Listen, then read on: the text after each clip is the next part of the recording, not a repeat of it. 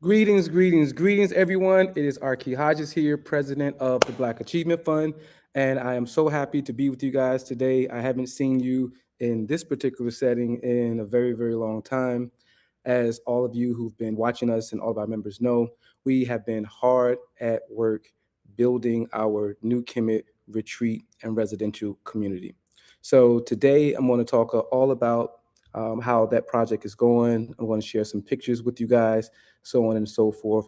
But I want to begin by just going over what the Black Achievement Fund is all about for those who may be just now tuning in for the first time. For those of you who are tuning in for the first time, the Black Achievement Fund, we are a nonprofit economic and development corporation with the simple goal of financing the grand development of Black America and beyond ourselves through a simple system of collective economics. And our particular model is 10 million of us plus $9 a month, single month. All right, you heard that right, $90 million every single month. Now, we are nowhere near 90 million members. I mean, 10 million members. We're nowhere near a million members. We haven't even reached the 10,000 member mark. And I am sitting in front of you sharing that we are already in the process of building our first 112-acre residential community. So I just want you guys to sit with that for a minute because we've been going on since 2019 with the same mission of financing our grand development $9 at a time, $9 at a time, $9 at a time. And we started with zero. In 2019, Juneteenth, we did our first launch of the Black Achievement Fund here in Atlanta, Georgia. And we debuted at the Juneteenth parade and festival put on by Bob Johnson here in Atlanta.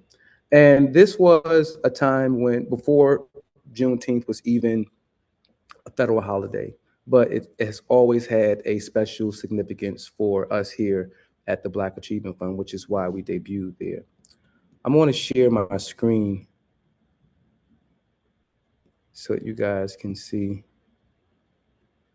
I'm telling you, things have changed a little bit since I have been on Zoom. And I just want all of you to know who are up here now that we will be leaving the Zoom platform, not the Zoom platform, I'm sorry, but we will be leaving our YouTube live platform in favor of TikTok going forward. But I'll make another major announcement about that. And essentially, the reason behind it is that we have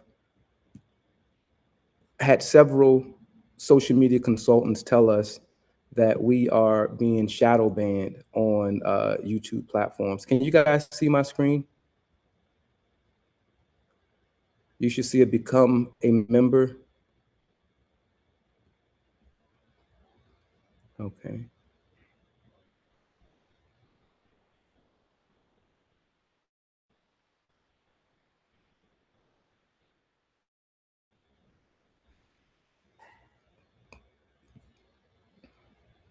All right, give me 1 second, everyone. I'm just trying to coordinate. I'm having a little drama with my connection.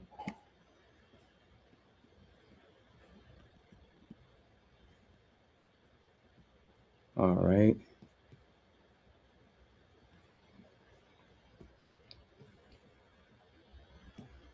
Okay, here we go.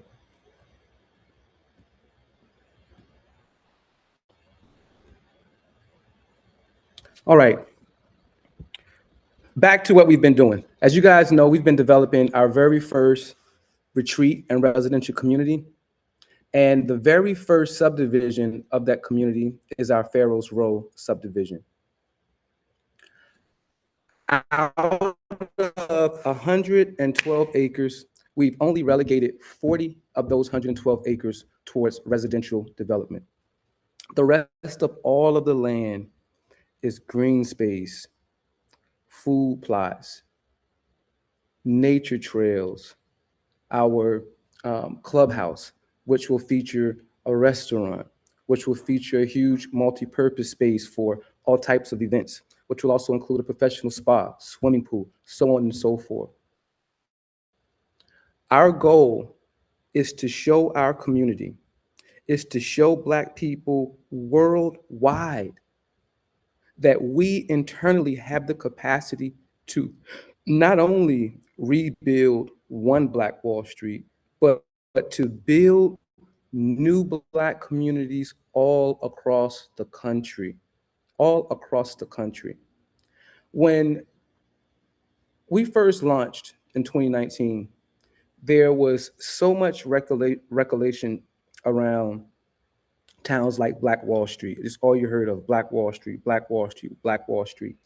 And we here at the Black Achievement Fund are saying, why are we simply waxing nostalgic about the great communities that we built 100 years ago when we have the full capacity to rebuild those communities today, to rebuild those institutions today?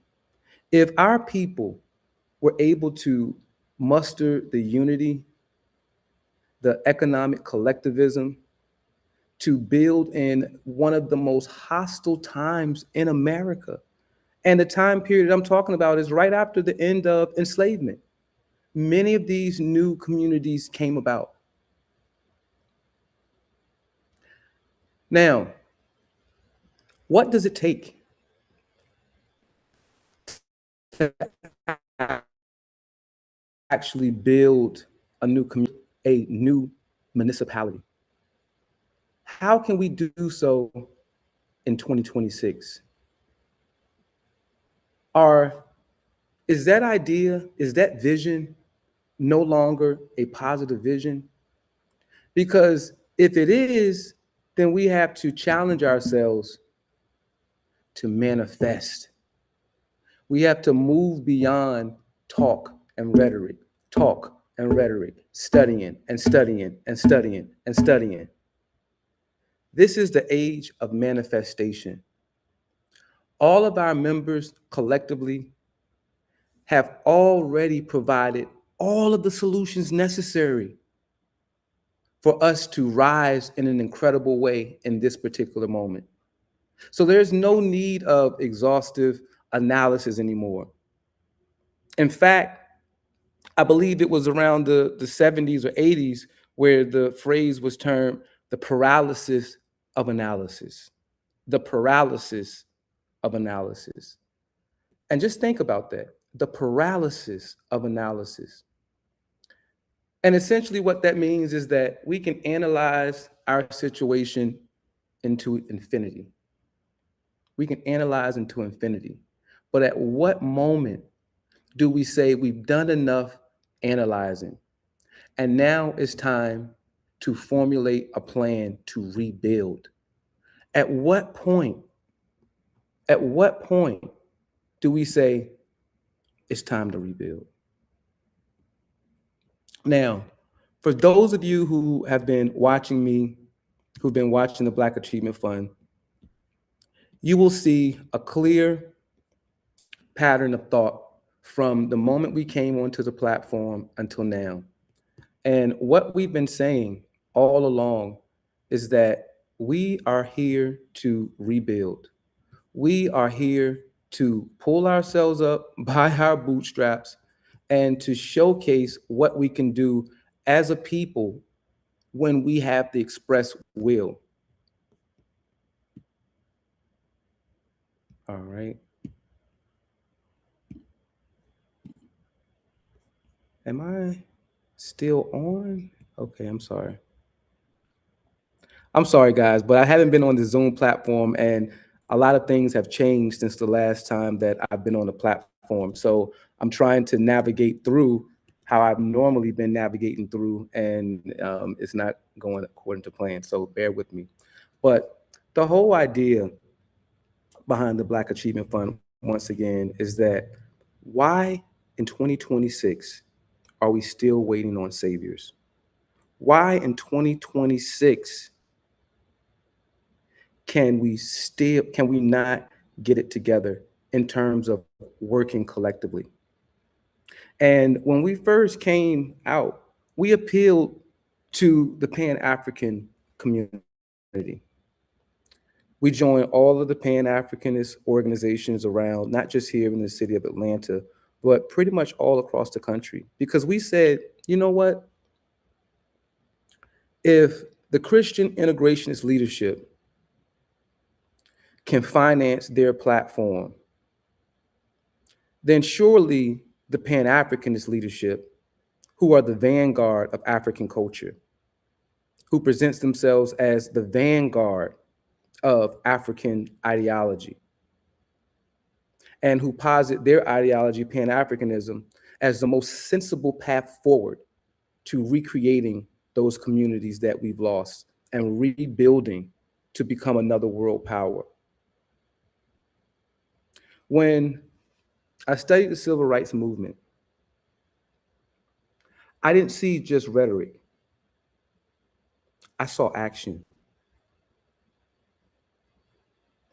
I saw people who believed in Christianity, people who believed in the wholesome tenets of the Bible, striking out against the inhumane system of Jim Crow, striking out against racism, striking out against structural discrimination.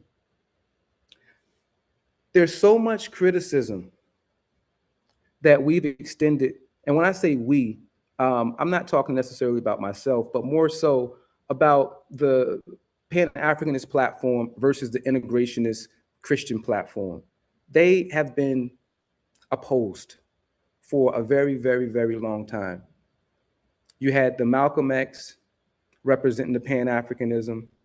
You had Martin Luther King representing integrationist ideology and thought. And when we analyze both of these two leadership positions, what one has brought about results? We can point to the civil rights movement and we can say, because of that movement, which was a grassroots movement spearheaded by Christian integrationist leadership, was able to bring about the 1954, I'm sorry, Plessy versus Board of Education. I'm sorry, not Plessy versus, I'm sorry, Topeka versus Board of Education verdict, which overturned segregation. It brought about the 1964 Civil Rights Act. It brought about the 1965 Voting Rights Act. It brought about affirmative action. What was the sacrifice that was made in order for all of that to happen? We watched a nonviolent, direct action protest movement tear down the walls of segregation. They labeled it direct action, direct action. They organized mass meetings in their churches all across the country. They donated money to the church. They donated money to the cause. What was the cause? The cause was having capital to get all of those people who were protesting out of jail. Because that was one of the strategies of the white segregationists. Okay, we'll just lock all the protesters up. Just lock them up, lock them up, lock them up. And the leadership overcame that strategy by being able to get people to move beyond their fears, to get people to see that they were part of something historic, to get people to understand that the only way that life was going to get better was that we had to fight collectively. We had to pool our capital. We had to make other sacrifices like walking in the rain, walking in the cold during the Montgomery bus boycott, which set off the modern civil rights movement. Okay, an economic boycott, an economic boycott brought 100-year institution to its knees. But this was through leadership. This was through dedication. My appeal is a broad appeal. My appeal isn't just to those that adhere to Pan-Africanist ideology. My appeal is also to those who appeal to integrationist Christian ideology. The Black Achievement Fund is actually open to anyone who believes in our mission and our guiding principles, regardless of race, religion, political preference, or sexual orientation. When you look at the United States of America, it is comprised of people that represent every ideology imaginable, every demographic imaginable is represented in the citizenry of the United States of America. However, the country still functions with all of those different ideologies, all of those different demographics living hand to hand, living amongst each other. We're saying here at the Black Achievement Fund, we have to understand the urgency of the moment. And I'm leaning more heavily on the Pan-Africanist because I am a Pan-Africanist. I studied all of the great Pan-Africanists. And that's the vision that I have for our people, Pan-African unity. So when I moved from New York to Atlanta to launch the Black Achievement Fund, we thought that we would get 10,000, 15,000 people just like that. $9 a month? We've been working on this since 1996. No one can tell us that it's a bad idea. We used to go around saying, do you think it's a good idea for 10 million Black people and our allies to pool our capital together to rebuild our own communities? Yes or no? Everyone, yes, of course.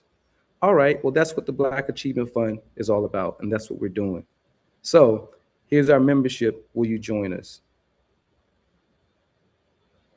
$9, $9 a month. Nonprofit, $9 a month. And it was like crickets. When you work on something for the greater part of your entire life, I conceptualized the Black Achievement Fund in 1996. 1996.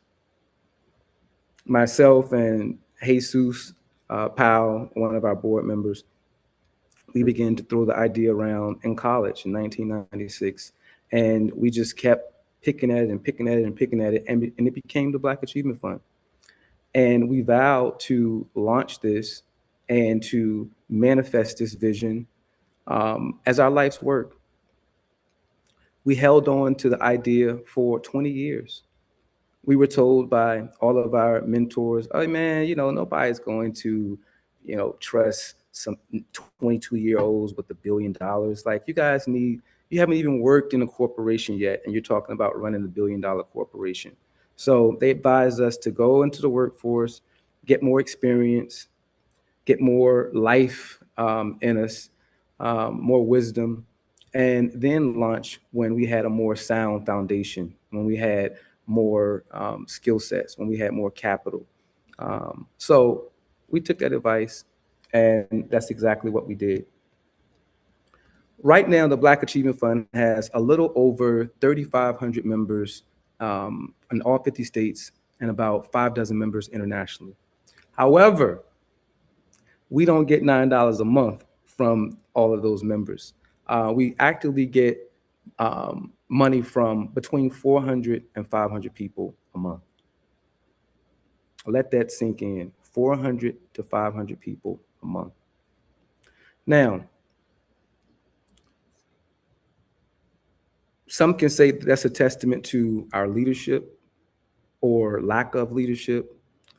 Some can say it's a trust issue. We don't trust each other like we once did.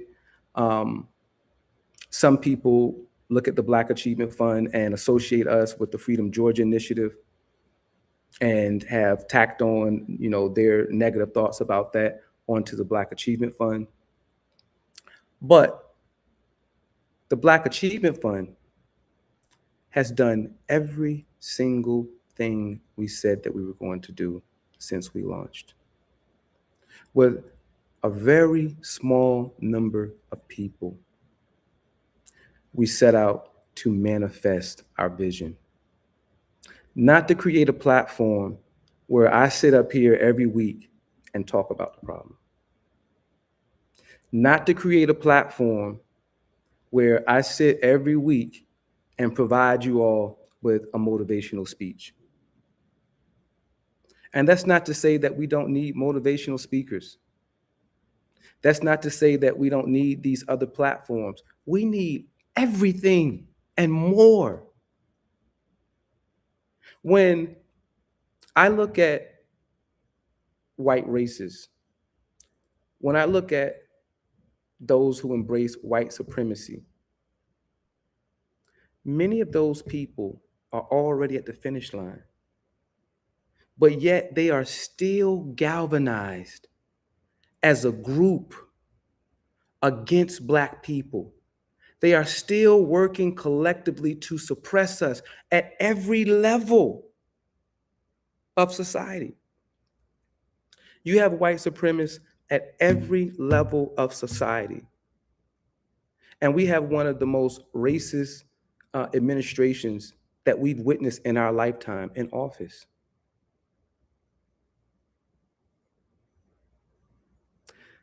These people are still studying ways to suppress our rise.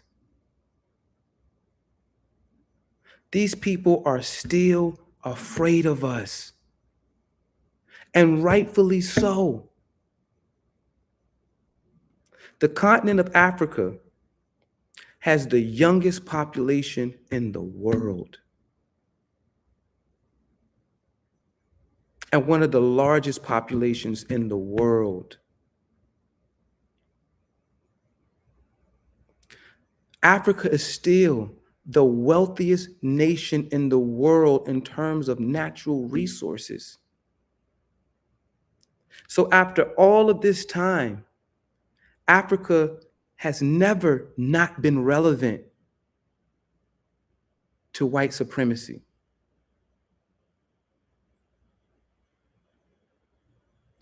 We, as the Pan-Africanist leadership establishment, we as adherents to Pan-Africanist philosophy, we have to step our game up. We have to match the intensity of our enemies. We have to have more faith in our leadership. When you look at white supremacy, look at how much money is filtered into that ideology by its adherents. You got billionaires who are throwing money to support white supremacy. You have poor whites, racist whites, who are backing it. Not just backing it in the streets, backing it on social media, but there is a concerted effort at every level of white society. And I'm not talking about all white people, but I'm talking about the white supremacist agenda is being fed at every stage of society, at every level of government.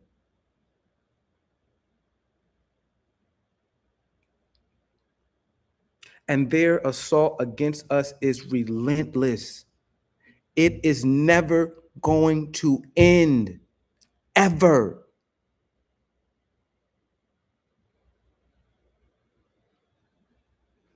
We are here, the Black Achievement Fund, to serve as a vanguard for African culture, a vanguard for African American culture, to demonstrate that we have the capacity to rebuild, to recreate, because it doesn't seem like anyone else is interested in doing it.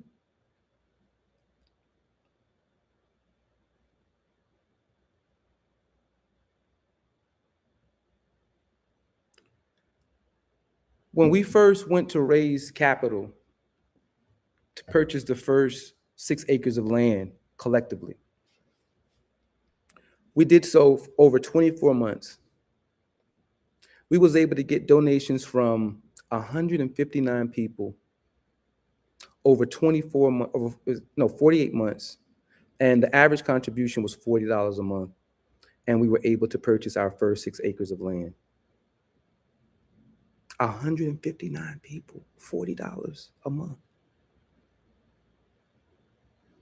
We own that land with no mortgage. Our taxes are paid. The land is sitting there, absolutely beautiful, absolutely stunning, waiting for the next step, and that's to develop something. We've raised close to $40,000 towards building the very first guest house on our collectively owned land. We still need about $35,000 to get us over the hump in order for us to do that. But the road has not been easy.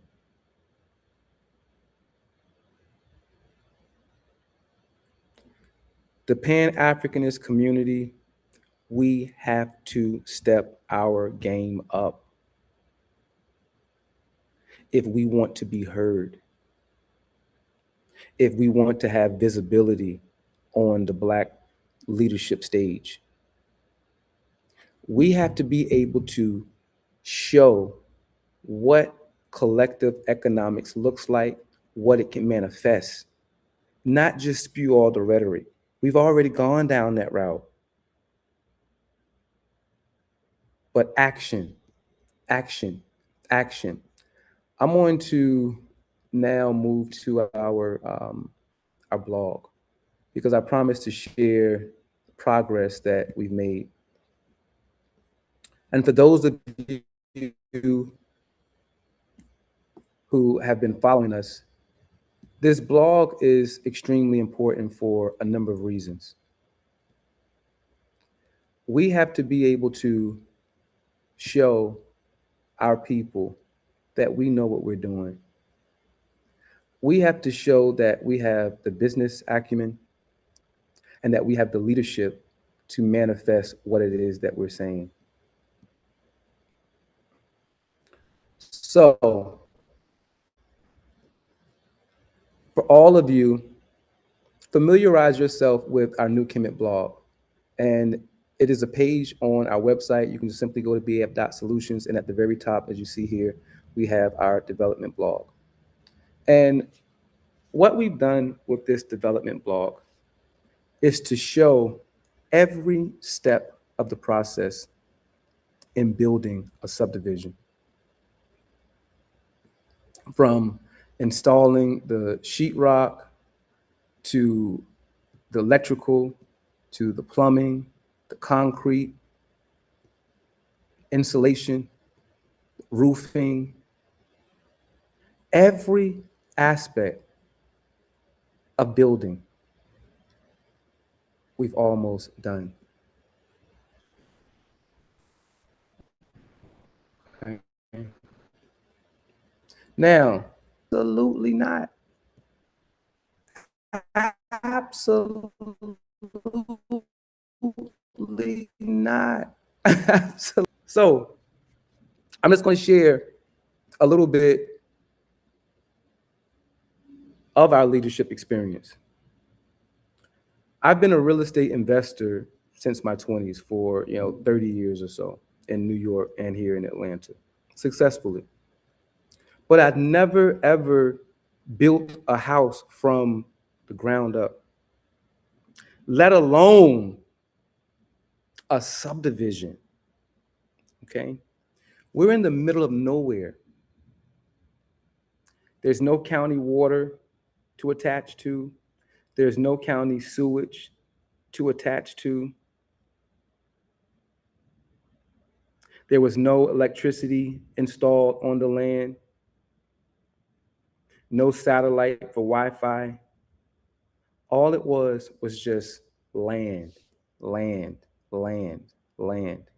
What do we had to do in order to get approved for our first subdivision? That was the first thing.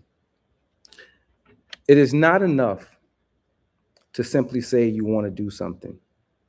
You also have to have the knowledge and skill sets in order to do it. No one was going to teach me how to be a real estate developer. So I pretty much had to learn on the fly. And it has been a very, very, very expensive undertaking, I must say. The first house, the very first house has been the hard, building that first house has been the hardest thing I've ever had to accomplish. I've ever had to accomplish. Now, what were some of those issues that we're talking about? We've dealt with everything from having a poor plumber to the point where we had to redo all of the plumbing in the first house. Our blueprint was off for the A-frame. So we had challenges when it came time to framing the house. Our blueprints didn't have an adequate HVAC system in plan. It was more structured for mini splits. So we had to figure in a whole HVAC system. In addition to that, we had issues with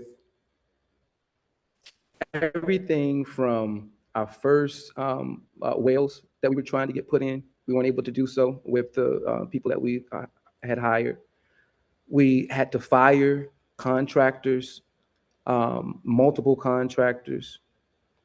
We've had to correct the job multiple times, even though we've hired professionals. Right now, I'm in litigation with two of our subcontractors from the first house. So it was a very, very challenging undertaking. We received a stop work order from the county, from a woman who, for whatever reason, to see our project move forward. Gone through all of the steps. I've met with all of the commissioners. We had a public commissioners meeting in which our project was publicly approved unanimously by the commissioners. And yet, just last month, in June, we received another stop work order from this same woman saying that we don't have a building permit for the first house that we're building, even as I sent her the building permit. I mean, you can't make these types of things up. But through it all, we have endured. And I'm just want to go back to a video that I want to play. First days of this is how.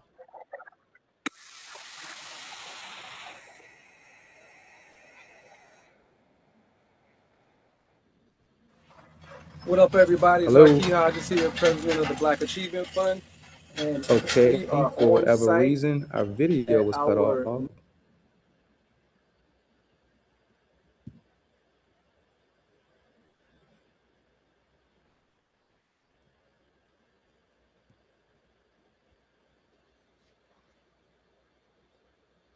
This is us doing our groundbreaking ceremony. And what you see before you is 6 acres. And I know some of you looking like, man, they just cleared all the land. They cut all the trees down. We didn't have much trees on this land to begin with. Most of this was brush, but no big, heavy, hard trees or anything like that. But I wanted to show you this because I was recently looking at it and it really showed me how far we've come. in manifesting this vision. Every single year, there has been major progress from the year in which we raised all of the capital to actually buy the land. And the Black Achievement Fund's land is right here. All of this land that's green beside this plot, which is Pharaoh's Row, all of this is collectively owned by us. All right. And this is what we're working on right now to build. When you talk about building a new subdivision, it is a bigger challenge than just renovating the house. The things that we had to learn are things that are with us forever. The things I've learned as a new real estate developer has given the Black Achievement Fund new leadership skills to grow our revenue exponentially.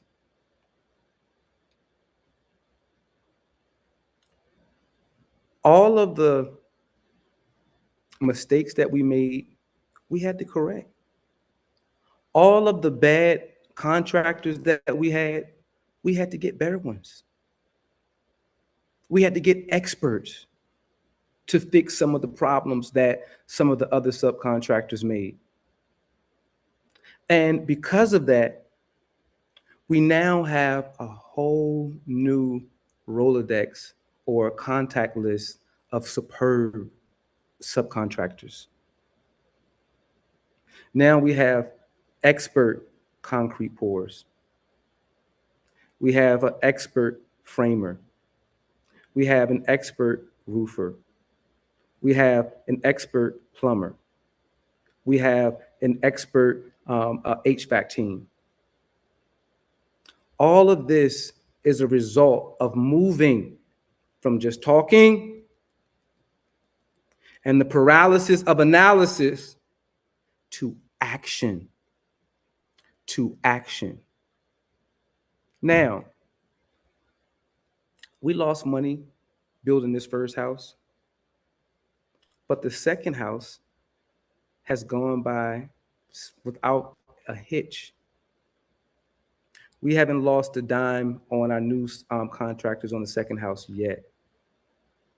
So, where we are now as a nonprofit organization, in terms of skill sets, in terms of leadership, we once had leadership that exclusively knew real estate investment. Now we have leadership that knows real estate development. And this is critical. This is critical because if you're following someone, if you're following an organization, if what is the vision that the leadership is trying to get you to? That's number one. The vision that we're trying to get you to here, the Black Achievement Fund, is tangible new Black communities. And I say Black communities because these communities are anchored in Black culture.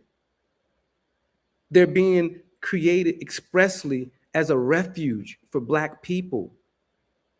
They're being created to show a model of prosperity, a model of collective economics, a model of Pan-Africanist leadership, so that other people can see us beyond the rhetoric, so that people can see us manifest this ideology in real time.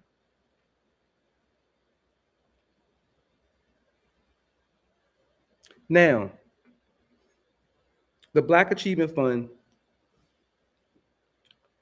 has embraced a broader community beyond just Black people. We have white members, we have Asian members, we have Latino members. We have Democratic members, we have Republican members. And although I'm not a Republican, and although those Republicans aren't Democrats, they're still on this platform. because we both believe that we need to become more self-reliant. We need to be more self-determining in order to maintain our culture, because our culture is what has kept us in check, is what's kept us prosperous. And the loss of African culture, the loss of African American culture, is the cause to so many of our problems today.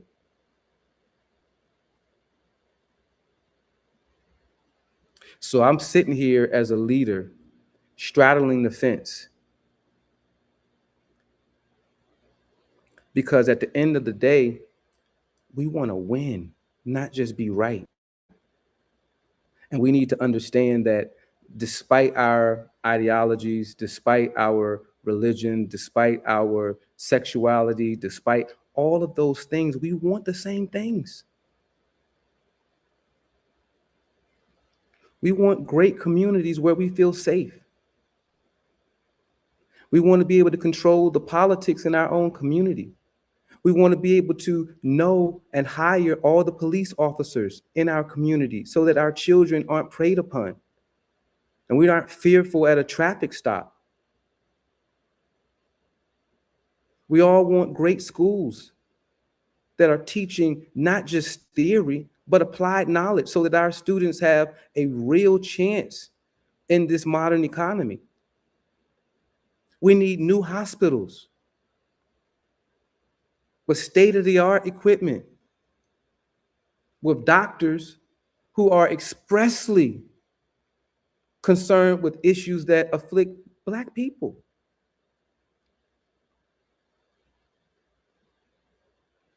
The Black Achievement Fund is representing the ideals that all Black people want, not just Christians, not just Democrats, not just Muslims, not just Pan-Africans, not just those who practice traditional African religions. But our greater community has witnessed Pan-Africanist leadership since Marcus Garvey. And since Marcus Garvey, who had the greatest manifestation of this ideology, since Marcus Garvey, how many Pan-Africanist leaders have been able to manifest this ideology to tangible results? And that's not to say that there has been zero results, but there has not been enough tangible results.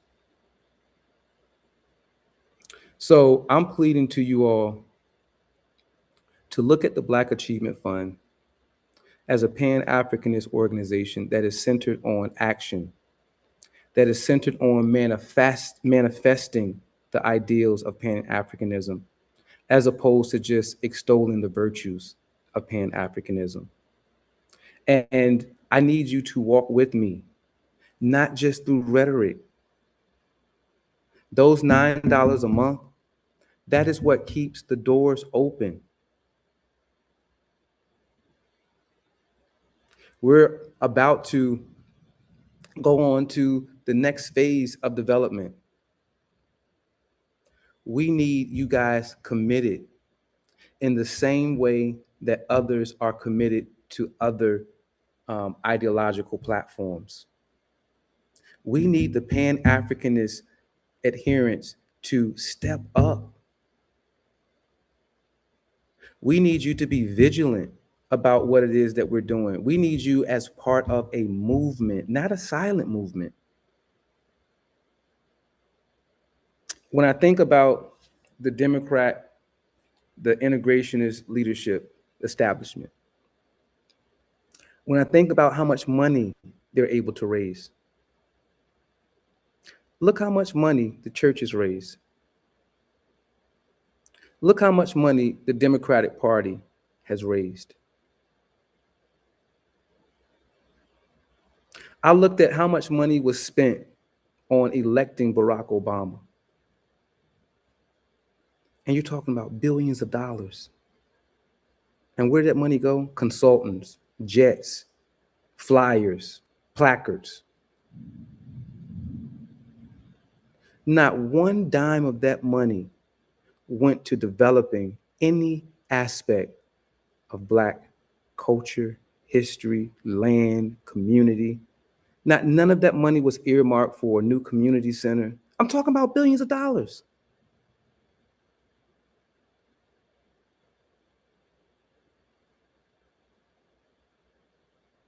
Billions. We have to get to the point where we're supporting Pan Africanist leadership that is demonstrating the capacity to take us to where we want to go. And not just thinking that, oh, my $9 ain't gonna matter. Oh, I'll wait until they get 10,000 members. Oh, I'll wait until they build the first subdivision. Oh, I'll wait until they do blah, blah, blah, blah, blah, blah. It's never going to happen if we don't decide that we are going to make the Pan Africanist leadership establishment relevant by exhaustive action. I think about again the integrationist leadership establishment. I look at the volunteers for the Kamala Harris campaign, knocking on doors in dangerous communities to get people to vote. We need people in the Pan Africanist community who are willing to knock on doors, who are willing to match the energy, the intensity of all of these other leadership platforms. You look at a Charlie Kirk. Who funded him? Billionaires. Funded his organization to travel all across the country to get young college students to embrace right-wing racist ideology. They put money into these ideologies. They put money into these ideologies. I really want us to understand that they're not powerful for no reason. They're powerful because they're organized. They're powerful because they're willing to put capital towards their agenda. They're powerful because they are willing to keep their foot on the gas even when they are 100 points ahead. They don't care. They know your real potential. And that is why it has been a concerted effort from day one to suppress the talent of Black people, to suppress our unity, to divest us of all of those skills that we developed during enslavement. Booker T. Washington said to a group of people, he said, during enslavement, we plied virtually every trade in society. We cleared the fields. We reared the animals. We made the mattresses. We made the homes. We built the store. Every aspect of society we did. And now we have the capabilities to do so for ourselves. He was one of the largest endorsers of Mount Bayou, Mississippi, the first all-Black town in America. And he touted that as this is the direction that we're supposed to be going in, towards self-determination, self-reliance. We don't need to try to insinuate ourselves amongst men who repulse us.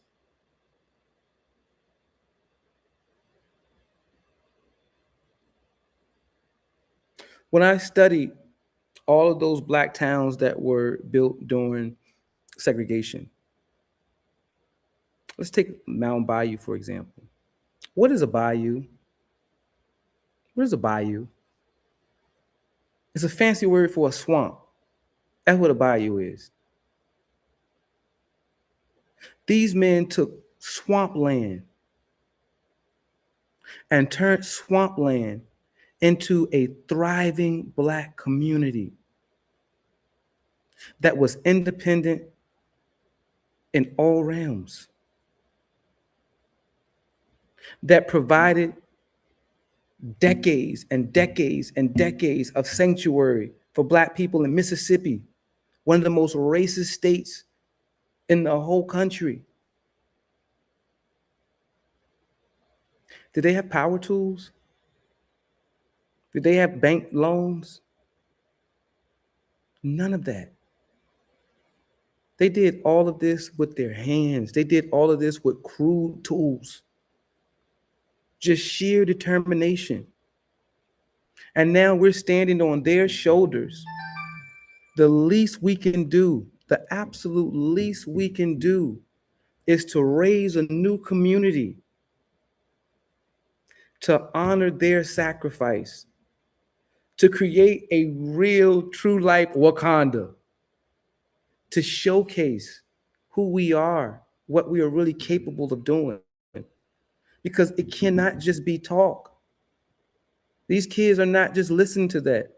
They want to have a material future.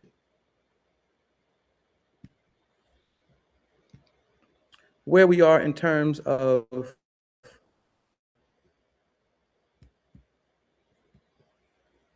our progress. Right now, ladies and gentlemen, I am happy to say that we are about to complete the very first house. And our grand opening celebration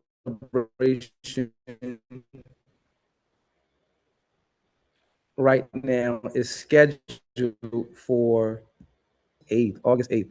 You guys can save the date for that. But I would really, really enjoy to see as many of you as possible be able to come down to Toomsboro, to our Pharaoh's Row subdivision, and to be a part of the grand opening celebration, first house that we're What up, building. Black Achievement Fund family? And when you come out here and see the first house, you're also going to be able to see the second house that we're building, which is halfway complete at this point. But we are so, so proud of what we're accomplishing. I am absolutely ecstatic to be able to have the time and the space to do this with you guys. I mean, the sky is the limit going forward. We are in the process of establishing a partnership with Fort Valley State University, which is an all-Black HBCU about an hour away from where we are. And they're going to assist us in developing the very first farming plot in our community. So they're devoted to helping us with 2 acres. They're going to provide us with free fruit trees, seeds, as well as labor to create our first 2 acre. And 2 acres is a lot. I'm here to tell you, it is a lot of space. So for a lot of food. We're also going to launch our chicken raising operations through our partnership with them. And we will be purchasing all of our beef from Swanson Farms, which is the largest Black cattle ranch here in Georgia. So we are not just focused on the residential development, we're focusing on the totality of this community. We have been working diligently to curate our nature trail. And right now, the trail is a little over 4 miles, and it's an absolutely beautiful trail. There's different terrain on the trail. We have added the creek component to the trail. And to get to that is only a 4-minute walk from the main cleared campground. So we are really, really working on both ends to create the most spectacular retreat community that we have for our people in this country right now today. All right. So that is going to be August 8th. August 8th, we're going to have our open house ceremony for the first house. All right. All of you members, you're all invited. For those of you who have contributed to the purchasing of our first 6 acres of land and those who've contributed to our Pyramid One fundraiser so far, you will be giving VIP invitations for a special preview of the house before everyone else actually gets to see it. Just a way to thank you all. And for those of you who have given at least $1,000 to the fundraiser, you guys will be getting a free voucher to actually stay in the house overnight, because we will be renting the house on Airbnb, excuse me, for 5 nights out of the month. The rest of the time, the house will be open as a model home for those of you who are interested in purchasing a lot and getting a home built out there, or for those of you who just want to come out and see what an A-frame house looks like, see what it is that we're actually building. But that first house that we're building is a direct tribute to ancient Kemet and to the 3 pyramids at Giza. Hence, the house has 3 floors. Each of the floors are a different size, like each of the 3 pyramids at Giza. And the house is built east to west. So every single morning, the sun rises in the front of the house, every single morning. And the sun sets in the back of the house every single morning. So we're being very, very, very intentional about what we're doing here in our new Kemet retreat, because once again, we are inspired by our own people, our own ancestors who built ancient Egypt, which was called ancient Kemet, the most magnificent civilization in the world. The world's first religion was developed in Africa. No one in the world had a religion until they came to Africa. Civilization itself started on the African continent. So we're saying here at the Black Achievement Fund, we don't need to be second fiddle to anyone. We don't need to be under the direction of anybody else's culture or worldview. That we can create our own communities and operate from our own worldview. We can build our own schools that teach what we want and still get per pupil funding from the state. We can establish our own municipality and build our own courthouse, hire our own police officers, hire our own prosecutors, literally have our own jail. We get to set the terms of how we want to live. But I need you to help me do it.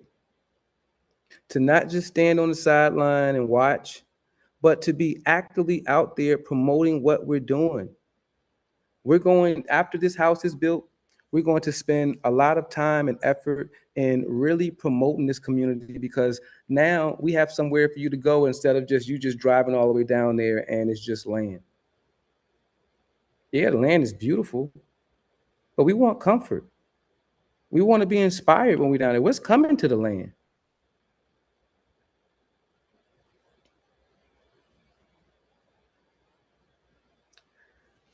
So, a couple of announcements. Next weekend, next Saturday, we're having another volunteer day on the land. So for those of you who've come out, I'd love to see you again on the land for Volunteer Day. For those of you who haven't come out, it would be a great, great time to come out, because you'll also get a tour of the first 2 houses that we're building on Pharaoh's Row. And our muscadines are coming into season. So you'll get to see all of the muscadines. We have blueberries that are now in season that are absolutely delicious. So as you're walking the trails, you can freely eat the blueberries and things like that. There may be some muscadines that are already ripe. We also have our persimmons that are coming in. We have passion fruit that is also ripening as we speak. And unfortunately, we did have some plums, but the animals have gotten all of the plums, so there's no more opportunity for that for this season. But going forward, we'll be retaining a lot of that fruit by putting some netting on a lot of our fruit trees to prevent the animals from eating all of our fruit. Um, And we're also going to be hosting a trail ride. And this is going to be hosted by the Black Achievement Fund in partnership with our Fort Valley community. And one of the young guys who are part of the Fort Valley initiative that's going to be working with us is a young guy who did the song The Nene. So he's going to be helping us with the first trail ride as fundraisers. And once this house is actually built, we're going to be using the house as fundraisers. So we're going to have a lot of parties out of that house. We're going to have a lot of fun out of that house. It's essentially going to be a movement house. So thank all of you guys for all of your support through all of these years. I hope that you guys are witnessing the level of work that the Black Achievement Fund leadership is doing on behalf of all of us. And we're creating this community not just for collective prosperity, but also for individual prosperity. Okay. Both of these houses, when they are built, they're going to already come with tens of thousands of dollars in equity for those who own these properties. All right. So this is an opportunity for you to make money while we are simultaneously providing a new model community for others to replicate. So, all of you out there who are sitting on a nest egg, all of you out there who got a ton of money in your 401k, please look at the Black Achievement Fund as an opportunity to invest. All right. We have 1 acre lots. And once you buy a lot, that is your lot. It is not collectively owned by the Black Achievement Fund. Each lot, when we build your house, you got your own private well, your own private septic tank. So, and our water is rated mineral water. All right. We sit on a natural aquifer. There has never been any development of any kind on our land ever. I mean, absolutely pristine land. So I want you to look at those who invested in the communities like Highland Beach, those who invested in Sag Harbor, those who invested in Idlewild, all of those people who built homes way back then, those homes more than doubled in value. And in many cases, tripled, quadrupled in value, especially those in Sag Harbor and places like that. So we're trying to do the very same thing here in Toomsboro. But to all of my Pan Africanist fellows, we have to step up. We have to show that the Pan Africanist leadership, that those who adhere to Pan Africanism, that we are just as dedicated as everybody else, as everybody else. And we need to be supported not just through rhetoric, but also through capital, also through capital. And the Black Achievement Fund, we've made the capital part as easy as we possibly can with $9 a month. $9 a month. And for those of you who've been on this platform since we launched in 2019, you have seen all of the things that we have done with $9 a month from a very small number of people. A very small number of people. So, once again, we are hard at work. You guys are going to be treated to a beautiful grand opening ceremony August 8th. So if you're out of town and you really want to be inspired, it will be a great weekend to come. We're going to be camping out. So the party is going to last all night long for those of you who can hang. All right. But the event is going to start at 6 p.m. From 6 to 7 p.m. will be our VIP time for all of those who've contributed to the purchasing of the land and the donating to Pyramid One. And then from 7 until everyone else will be invited. So if you can make it, I would really, really, really love to see you there. You'll get more information about investing in New Kemet, but you'll get an up and close personal um, a view of what's possible. The land is beautiful. We are 4 minutes from a beautiful state park with a real river that flows through it.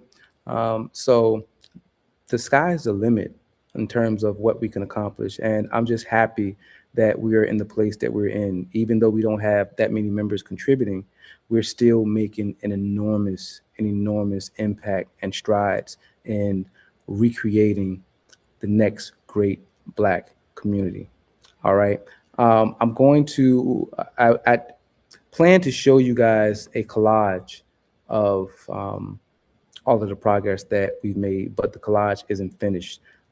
So hopefully it will be finished for next weekend. And if it's not, then I'll just send an email out sharing it with you guys. But I really want you all to be proud of what we've done collectively with a very small number of people. We are making history, we are building, we own land, and we are an example to a lot of people. So thank you all. I love you all, and I will see you soon. So, one last thing, please sign up on our TikTok account. All right. If you're not on TikTok, please get on TikTok and go to our TikTok. And the reason why I'm saying that again, let me see if I can go to TikTok real quick. Our numbers on TikTok are huge in comparison to our views and everything on our YouTube. So, for example, we have been getting, uh, let's- sorry, we have posts on TikTok that has garnered over 10,000 views. We have some 5,000 views. We've never gotten that type of traction on YouTube, Instagram, or Facebook. And like I said, we've had multiple consultants tell us that they think that we're being shadow banned on those platforms, meaning that they are purposely um,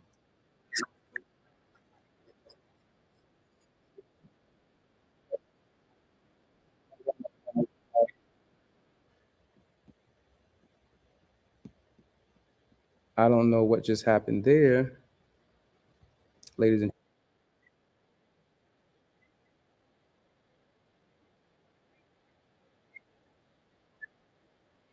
gentlemen.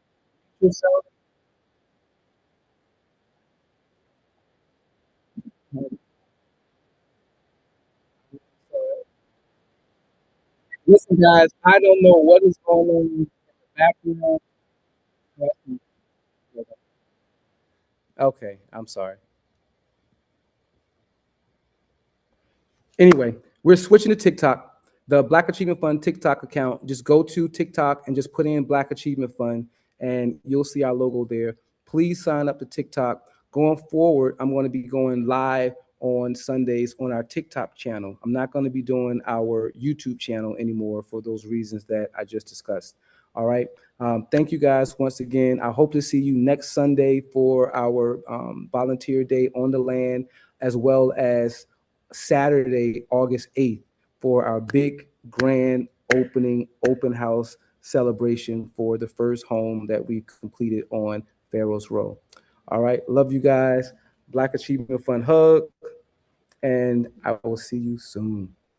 Peace. What's up, Sister Yinka? Good to see you. Same here. Same here. I'm trying to get back out to Jamaica soon. Your hands are full. After the second house, I promise I have to come see you. All right.